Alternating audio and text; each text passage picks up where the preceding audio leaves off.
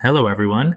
The question is 36 divided by 6 and inside the brackets 7 minus 6 divided by 3.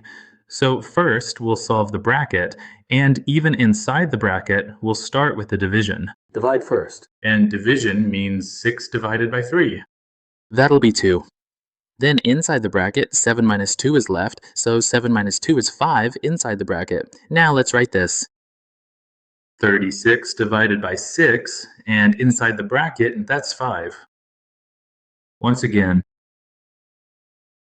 36 divided by 6, and when we remove the bracket, we'll multiply by 5. Now we'll check from left to right. When checking from left to right, division and multiplication have the same priority, so whichever comes first from the left, we do that first.